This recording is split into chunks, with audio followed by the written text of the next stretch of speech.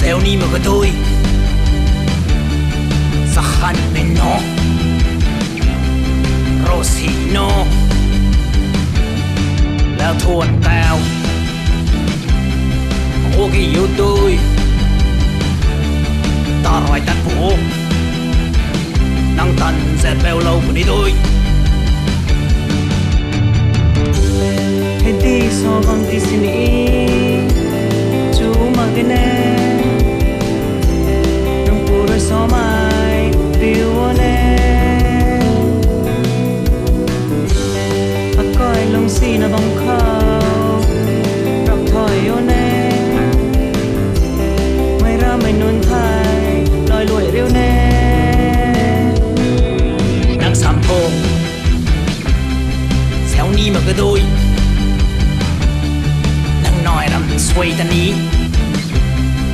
à rải xéo bà rơi đôi năng quỷ rồi xin ý cũng có xỉ ngầm thôi phút nào mày phòn diện bướng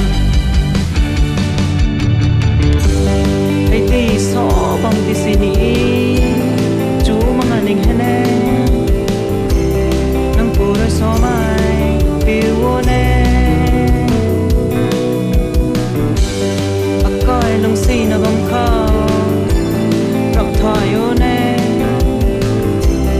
mày ra mình nôn thai lòi lụi riêu nè đừng nghĩ phút không có nó rồi bé ôi ní tật nổ cái style nó là sụp bóng đế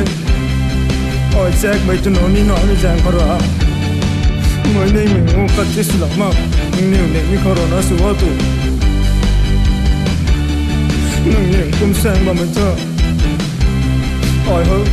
ta rách mày ta cần đi đấy mày nơi này ai ta bơi sửa mày ta rách mày nôn mà lâu là bám hàng nàng cũng bị ta lâu bám mà khôi hãy đi so bằng tí xin ý anh số đấy là quỷ những quỷ tổ số này nè thầu số uống mà kêu cả khăm lỡ lao tiêuยังคอยแปลวจะบุยชมไม่จงสนายก่อนยิงไม่ชิมงำกันยิ่งบังพอขัดโตก็เจ๊ต้องกันไม่ท้อ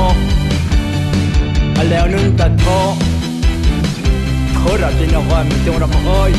แจงอันซ้ำเราเนื้อกันยิ่งเด้งไม่ลิชเราติ้วnếu nếu có sao đâu thu mới liền là lưng theo từng cái sao ác hàng cả đơn mà vào nít khai hãy đi so bằng tí xin ý chú mà cái nè đừng bỏ rồi so mai phiêu nè coi lòng xí là bóng khao gặp thỏi yêu nè bông nga diện bông bông đang tụng guitar cái những đầu dẻo quá, ta vui vậy rock music guy, mà phụ con này solo luôn bớt chứ nơi, luôn vào bên hè xuôi gì, có sai số rằng đó,